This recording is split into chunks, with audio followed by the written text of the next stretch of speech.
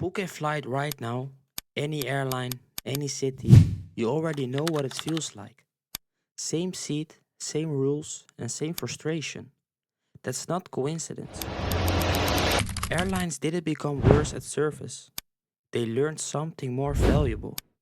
They learned that being different was expensive and being the same was profitable. And once that lesson was learned, there was no reason to unlearn it. There was a time when airlines actually competed, not just on price, but on comfort, service, and identity.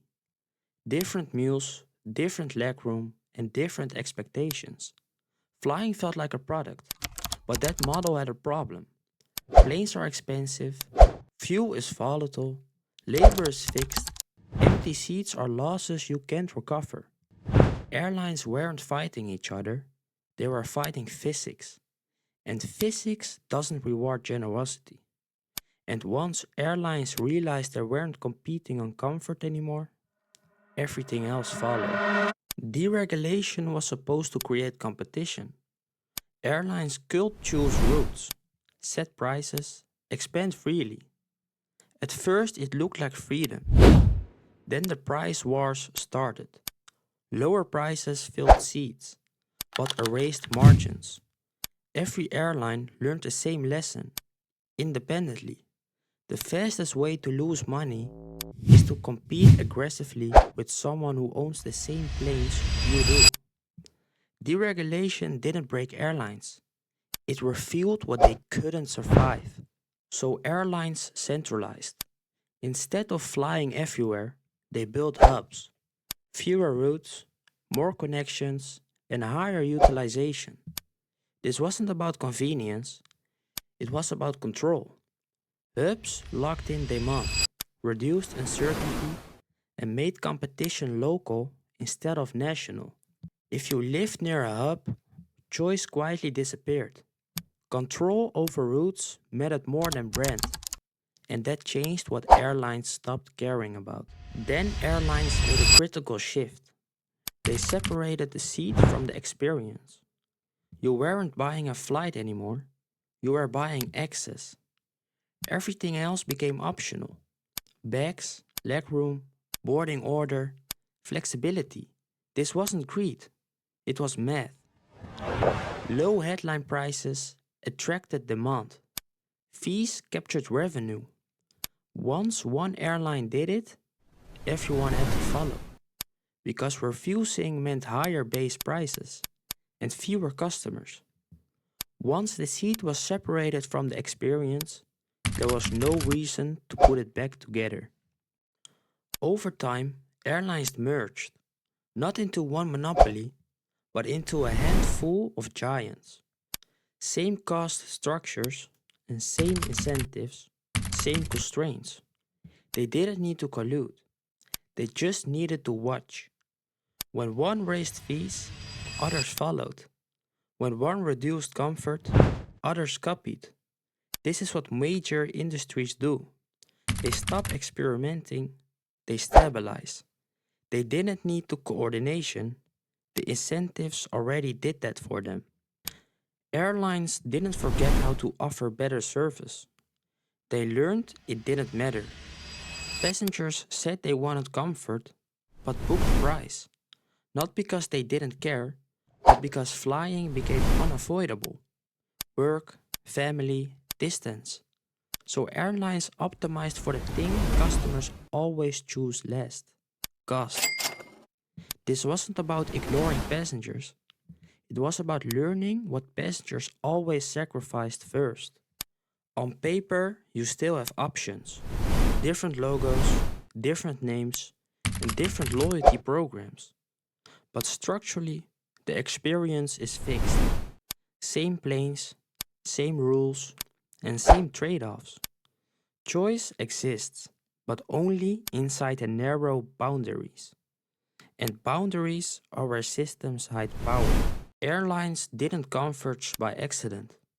They responded rationally to impossible economics: thin margins, high risk, and no room for error. In that environment, differentiation is dangerous. Sameness is survival. This isn't decline, it's optimization, removing everything that wasn't essential. Here is the uncomfortable truth. Passengers didn't lose power because airlines took it, they lost it because they never held it collectively. Flying isn't optional for most people, it's work, family, or distance. So dissatisfaction never turned into resistance. People complained, but they still booked. They were frustrated, but they still flew. Because the alternative wasn't better service, it was not going at all. And systems learn from behavior, not emotion. As long as planes stayed full, there was no signal to change. Airlines don't share strategy, they share constraints. Aircraft cost the same, fuel prices move together, and labor agreements ripple across the industry. So even if one airline wanted to break the pattern, it couldn't escape the math. More legroom means fewer seats. Fewer seats mean higher prices. And higher prices mean lower demand. And demand is the only thing keeping the system alive. This is why sameness spread without coordination. Economics did the coordinating. Most people think modern flying is broken. It isn't. It's optimized. Optimized for utilization, optimized for predictability, and optimized for survival in a system with no margin for error. Comfort wasn't removed because airlines stopped caring. It was removed because it stopped paying. What remains feels empty, frustrating, and impersonal because it's not designed for satisfaction. It's designed for throughput. Most people describe modern flying as worse. Less comfort, less dignity, and less patience. But what actually disappeared wasn't quality. It was excess. Extra space, extra service, and extra tolerance for efficiency. Those things only exist when systems have slack. Airlines don't have slack anymore. Every square meter must earn, and every minute must be used. Every decision must justify itself. So what passengers feel as decline is the system removing everything it can defend economically. People often say, another airline will do it better. But airlines don't compete on ideas anymore. They compete on survival. Any career that tried to reverse the model, more space, fewer fees, better experience, will immediately face the same constraints. Higher prices, lower demand, and thinner margins. So even alternatives began to look familiar, not because of imitation, but because the economics converge. There's a moment every industry reaches where intention no longer matters. No one wakes up trying to make the experience worse. No meeting decides to remove dignity. No executive plans sameness. It happens because optimization doesn't ask why. It only asks what works. What fills seats, what reduces risk, and what survives the quarter. Once those answers are clear, everything else becomes optional. Personality fades, experimentation stops, and difference becomes liability. Not because anyone chooses it, but because the system filtered it out.